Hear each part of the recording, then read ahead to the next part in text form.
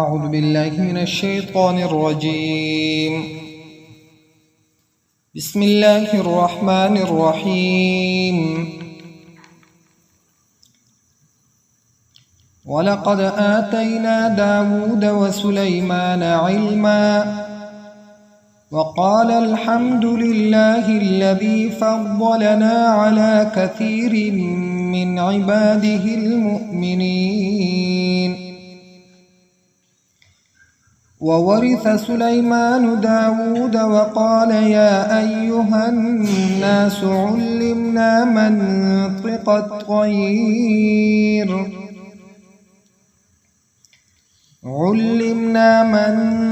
الطير وأوتينا من كل شيء إن هذا لهو الفضل المبين.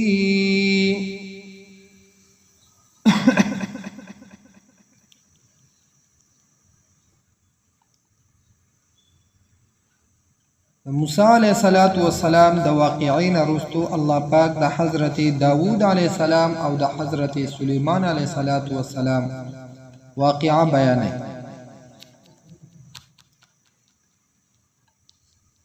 چې الله پاک فرمایي چې ما داود علیہ السلام او سلیمان علیہ السلام له خاص علم ورکړ. وقال الحمد لله الذي فضلنا على كثير، او اوی دی دوانو چې ټول تعریفونه هغه الله لردي چې غورواله را کړی دی مونږ ته علی کثیر من عباده، په ډیرو د بندگانو خپلونه المؤمنین چې مؤمنان دي، چې نور یوازې مؤمنان دي او مونږه پیغمبران. دا غورواله الله پاک مونږ لرا کړی. وورث سليمان داود وقال يا أيها الناس.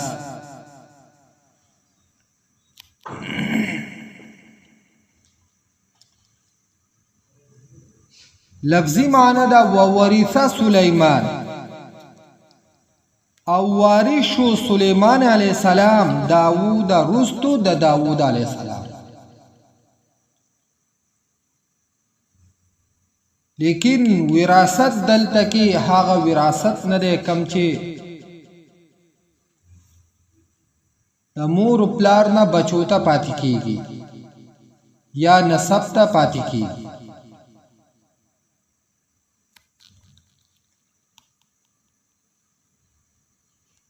زکات نبوت دا د الله پاک یو خپل مهرباني او لوی فضل. نو نبوت دا په وراثت سره چاته نه ملوي،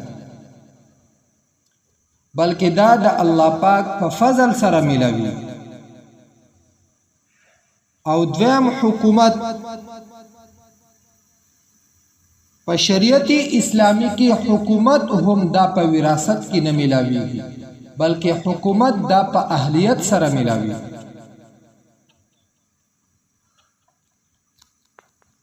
چې هغه په خپل د جناب نبی کریم صلی الله علیه وسلم د ارشاد مبارکنا هغه معلومی چې پیغمبر علیه الصلاۃ والسلام فرمایي لم يورثوا درهما ولا دینارا، چې انبیاء دا په میراث کې نه دراهم پاتې کوي او نه دنانیر. وانما ورثوا العلم، انبیاء په میراث کې علم پاتې کوي، دین پاتې کوي. ومن اخذه اخذ بحظ وافر، چاچی دا علم حصہ دا حاصل کړه نو دا یو لوی حصہ هغه حاصل د پیغمبرانو د میراث. نو سلیمان علیہ السلام د داوود علیہ السلام وارث دا په حکومت او نبوت کې نه. یعنی دا معنی نه ده چې سلیمان علیه السلام د وارث په نبوت کې، ځکه نبوت د خدای په فضل سره ملاوي. او بل یو واقعه چې په خیبر کې د جناب نبی کریم صلی الله علیه وسلم یو لوی ځمکه، نو د جناب نبی کریم صلی الله علیه وسلم د دې داری فانی نه د تلو نه رستو حضرت عباس رضی الله عنه او حضرت فاطمه الزهرا رضی الله عنها او سبیبیانی د پیغمبر علیه السلام، هغو حضرت ابوبکر صدیق رضی الله عنه ته درخواست وکړ چې جی د پیغمبر علیه السلام خو ځمکه پاتې شوي او مونږ وارثان یو د هغې، یعنی مونږ ته دې هغه په میراث کې راکړی شي. نو حضرت ابوبکر صدیق رضی الله عنه ته د پیغمبر علیه السلام یو ارشادی مبارکه هغه او فرمایي چې پیغمبر علیه السلام فرمایلی دي نحن معشر الانبیاء،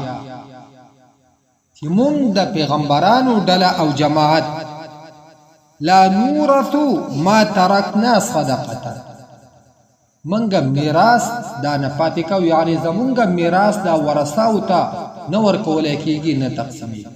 زمونږ نه چې څه شی پاتې شي هغه به صدقه، بس هغه په بیت المال کې د عامو مؤمنینو دپاره. چې کله هغو دا ارشاد مبارکه واورید نو هغو د ابوبکر صدیق رضی الله عنه سره هیڅ قسمه بحث مباحثه ونه کړه، بس واپس شو. نو لفظي معنی ده چې وارث شو سلیمان علیه السلام وروستو د داوود علیه السلام، لیکن دا وارث د دین او د علم د حکومت او د نبوت نو، خو چونکی دته د حکومت او نبوت الله پاک داسې ورکو لکه چاته چې په میراث باندې یو شی پاتې شي. حالم کې داوود علیه السلام هغه په خپل اهل د نبوت او سلیمان علیه السلام په هغه کې خپل اهلیت د نبوت. نو الله پاک فرمایي وورث سلیمان داوود، وارث شو سلیمان علیه السلام رستو د داوود علیه السلام. وقال او سلیمان علیه السلام وی یا ایها الناس، ای خلقو علمنا منطق الطیر، خودلی شوی دی مونږ خبری د مارغان، کله چې با سلیمان علیه السلام یا داوود علیه السلام ناسو او دی مارغانو بس اوازونه کول، نو دو به پویدو په دی باندې چې دو یو بل ته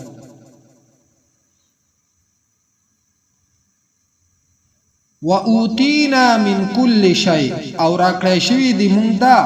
د هر قسمه ضروري شی. ان هذا له الفضل المبين، یقینا دا خامخا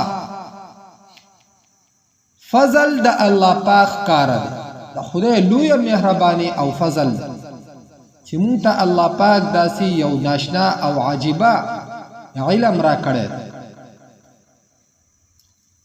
وحشر لسليمان جنوده من الجن والإنس والطير، او را جمع کړی شو سلیمان علیه السلام ته جنوده لښکرې ده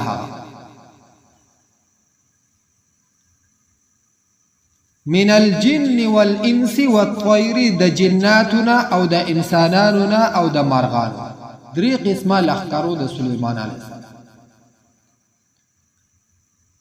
یو د انسانانو، یو د جناتو او یو د مرغانو، دا د سلیمان علیه السلام لښکر. نو دا ورته راجمع کړی شو فهم یوزعون پس دو تقسیمېدی شو په حصو کې دا دو حصې مقررېدې ټولګي مقررېدو لکه څنګه چې عام طور د فوج یو ترتیب نو په دغه ترتیب باندې ردو لښکرې او ټولګي دا مقررېدو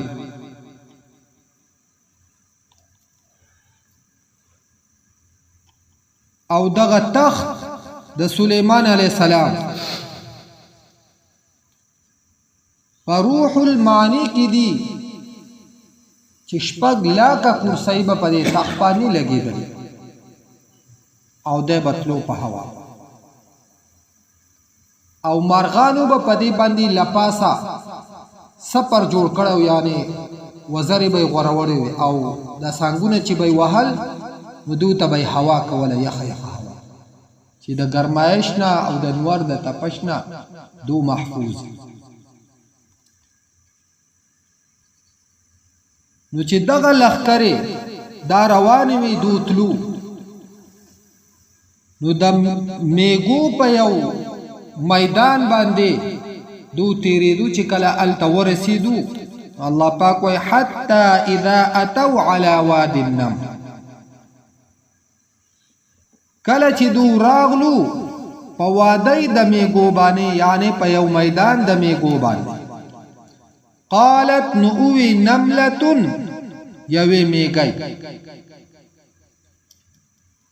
یا ایها النمل دخلوا مساکنکم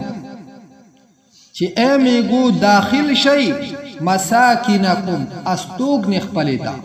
خپلو کورونو ته خپلو زیګونو ته داخل شي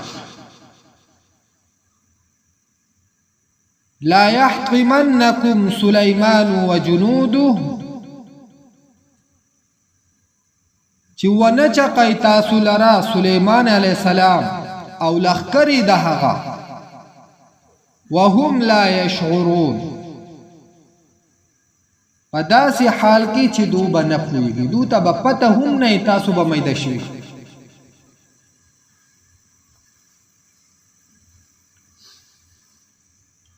نو څو مسائل علماو د دې نه اخذ کړي یو دا چې دغه نمله چې دو ته خطاب کو دا د دو مشر او د مشر حق او ذمہواری دا ده چې خپل رعایا او خپل کسان هغه د هلاکت نه د هغو حفاظت کوي او هغو ته خبرداري ورکوي دویم دا چې دا دومره خفه کېده په خپل جنس باندې چې دوی ته نقصان ونه رسي او د مشر دپاره داسې صفت هغه پکار دی چې دی په خپل کشرانو په لاندې طبقه باندې خوږېږي خفه کېږي دویم دا چې د یو مخلوق د الله پاک هغه د ګناه نه د محفوظ کولو دپاره دا طریقه وکړي چې دو ته پته نه او د دو خیال نه او تاسو وچقېږئ نو دو به ذمہوار پاتې او په مشر کې دا صفت لازم دی چې هغه به داسې طریقه کار کوي چې رده په وجه باندې بل څوک ګناهګار نشي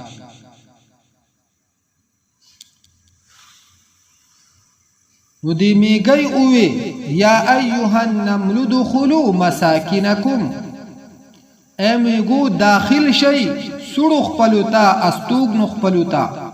لا يحطمنکم سلیمان چې ونه چقی تاسو لره سلیمان علیه السلام وجنوده او لښکر د هغه وهم لا یشعرون او حال دا دی چې دو ته به پته دو به خبر هم نه تاسو به چقیدئ نو هوا دا خبره حضرت سلیمان علیه السلام ته ورسوه نو سلیمان علیه السلام एकदम هنګامي حکم نافذ کو چې لښکر ورکړي او دغه میږی دی راوغوښته چې د دې نه تپوس وکړي چې ته څنګه داسې اواز او اعلان کې نو دای چې راوغوښته نو د دې نه تپوس وکړي چې تا ته پته نه ده چې زه د خدای پیغمبر یم؟ هغې وویل چې ما ته پته ده. نو دا پته راته نشته چې پیغمبران چېرته ظلم نه کوي؟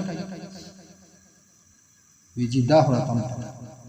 او دا راته پته نه ده چې د پیغمبر کم ملګري او د هغه کم کسانی هغه هم چېرته ظلم نه کوي په چا باندې. نو تا بیا څنګه دا خبره وکړه چې زما نوم دې پکې هم واغستو چې لا یحطمنکم سلیمان و جنوده، چې سلیمان او د هغه لښکر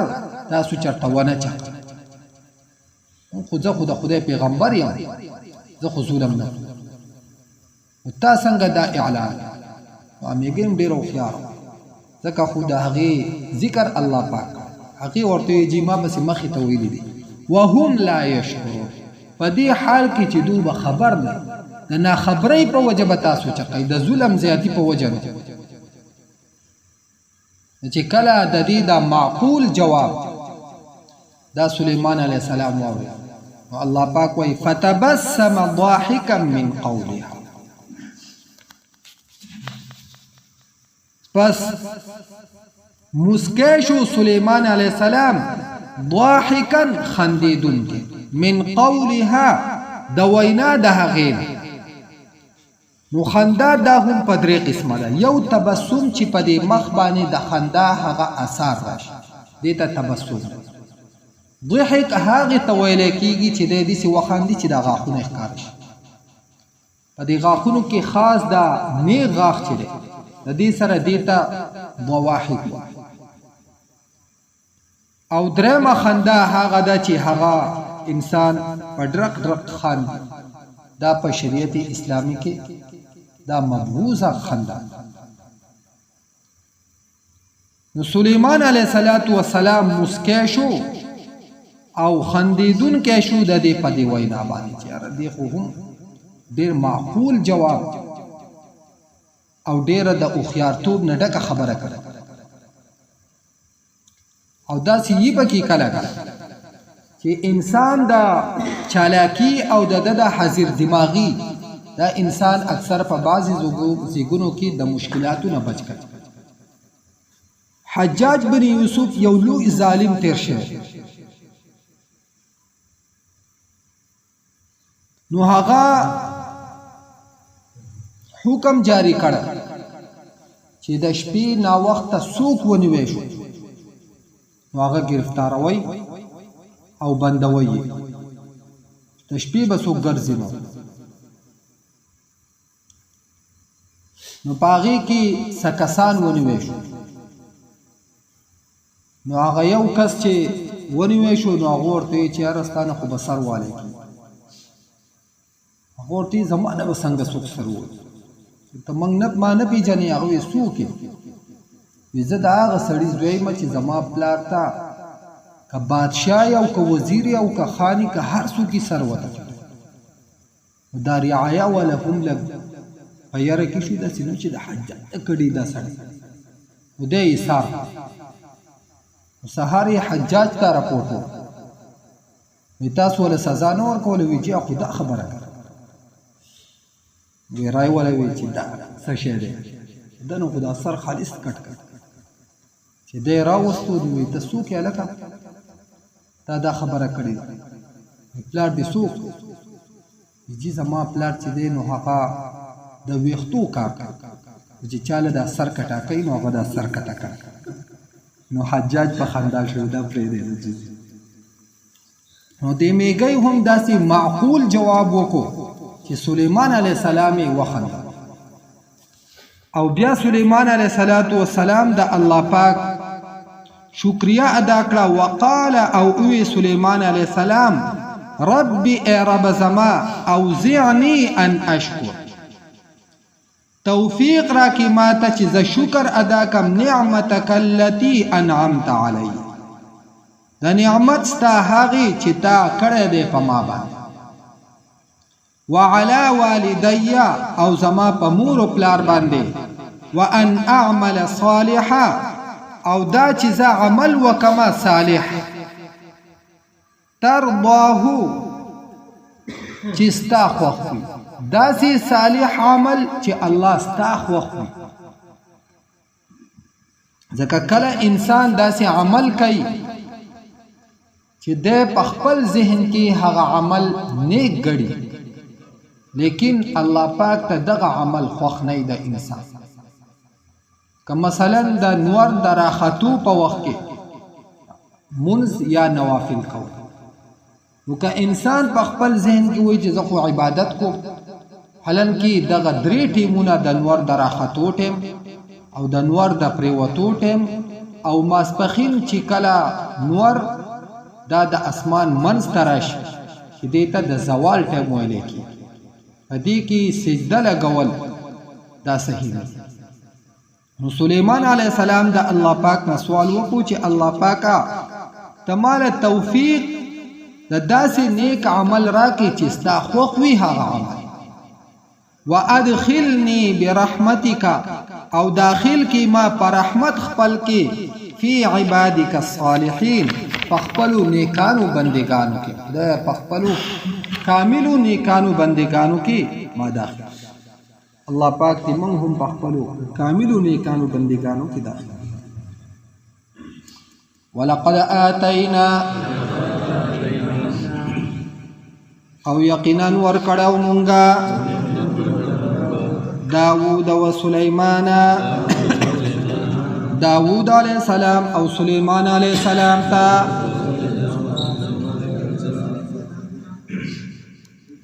علم خاص علم وقال او دې دوانو وی الحمد لله الذي ټول تعریفونه دي هغه الله پاک لرا فضلنا چې غوروالی را کړی دی مونږ ته علی کثیر په ډېرو باندې من عباده د بندګانو خپلونه المؤمنین چې مؤمنان دي وورث سلیمان او وارث سلیمان علیہ السلام داود علیہ السلام وقال اوویوی یا ایها الناس اے خلق علمنا خودل شوی دی منتا منطق الطیر خبر د مرغانو و اوتینا او راکړه شوی دی مونږ ته من کل شی دا هر ضروري شیزنا ان هذا یقینا دا لهو الفضل المبین خامخا د فضل د الله پاک کارنه دی. وحشر لسلیمان او جمع کړی شو سلیمان علیہ السلام ته جنوده لخکر د هغه من الجن والانس والطیر د جناتو او انسانانو او مرغانونا فهم یوزعون پس دو تقسیمولی شو یعنی ردو ټولګي او ډلې جوړولې شو حصے جوړولې حتی تر دې پورې اذا اتوا کله چې دو راغلو علی وادي النمل په یو میدان د میږو باندې قالت اوی نملتن یوی میږی یا ایها النمل دخلوا اے میگو داخل شئی مساکنکم کورن اخبلتا لا يحطمنکم چوانا چقیتاسو سلیمان و جنوده سلیمان علیہ السلام او لخکر دهغا وهم لا يشعرون پدی حال کی چی دو تب پتہ نہیں فتبسم پس مسکیشو سلیمان علیہ السلام ضاحکا خندیدن کے من قولها دوینا دهغینا وقال او اوی سلیمان علیہ السلام ربی اے رب زما اوزعنی توفیق را کی ماتا ان اشکر دا چیز شکر ادا کم نعمتک اللتی دا نعمت ستا هاغی انعمت علی چتا انعام کرے دے پما بانی وعلا والدی او زما پا مور پلار باندی وان اعمل صالحا او دا چیز عمل وکمنیک ترضاهو چستا خوخوی وادخلنی برحمتک او داخل کی ما پر رحمت خپل سرا فی عبادک الصالحین ستا پنیکانو بندگانو کے